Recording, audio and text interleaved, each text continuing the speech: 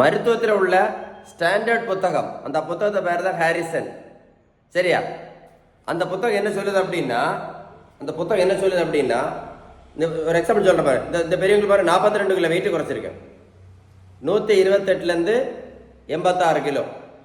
சரியா? 128லேருந்து 86 kilo, 42 kilo weight குறைச்சிருக்கேன். அந்த புத்தகம் என்ன சொல்லுது அப்படின்னா நீங்கள் பேலன்ஸ்டு டயட் கரெக்டாக ஃபாலோ பண்ணீங்க அப்படின்னா வெயிட் வந்து டக்குன்னு குறையும்னு சொல்லுது.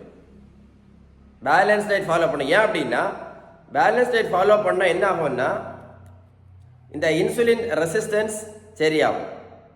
சரியாயிடுச்சுன்னா வெயிட் வந்து டக்குன்னு குறையும். நடைபயிற்சி மட்டும் பண்ணி ஏன் வெயிட்டு குறைக்க முடியாது தெரியுமா? நடைபயிற்சி மட்டும் பண்ணி ஏன் வெயிட்டு குறைக்க முடியாது தெரியுமா? ஏன் அப்படின்னா 1 கிலோமீட்டர் நடைபயிற்சி பண்ணினா கூட 40லேருந்து 50 கேலரி மட்டும்தான் எரிக்கப்படும். அதனால நடைபயிற்சி மட்டும் பண்ணி வெயிட்டு கண்டிப்பாக குறைக்க முடியாதுன்னு நான் சொல்லல, இந்த புத்தகம் சொல்லுது. அதே மாதிரி தான் நிறைய பேர் இப்போ என்ன தப்பு பண்ணுறாங்க தெரியுமா? இந்த மாதிரி வெயிட்டு குறைக்கிறதுக்கு என்ன தப்பு பண்ணுறாங்க தெரியுமா? வெந்தயம், கருவேப்பிலை, கரிஞ்சீரகம், கொய்யா இலை, மாங்காய் இலை, நாவல் பழம், ஏபிசி ஜூஸ், வெள்ளை பூசணிக்காய் ஜூஸ், பச்சை பூசணிக்காய் ஜூஸ், சுரக்காய் ஜூஸ், ஆவாரம் பூ, கிரீன் டீ, சுடு தண்ணீர், வெந்தயம், புரோட்டீன் பவுடர், மாத்திரை, ஜூஸ், அப்புறம் என்ன ரோட்டில் போய் ஓடுறது, யோகா, மெடிடேஷன், இதெல்லாம் பண்ணுறதால வெயிட்டெல்லாம் கண்டிப்பாக குறைக்க முடியாது. அப்படி நான் சொல்லலை, இந்த புத்தகம் சொல்லுது.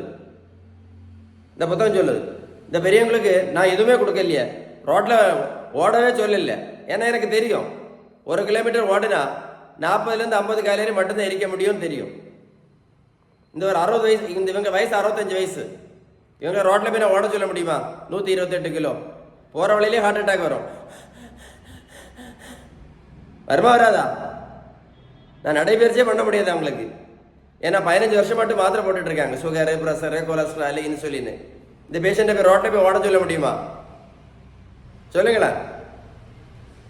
வெயிட்டு குறைஞ்சிருமா? 42 கிலோ வெயிட்டு குறைஞ்சிருமா?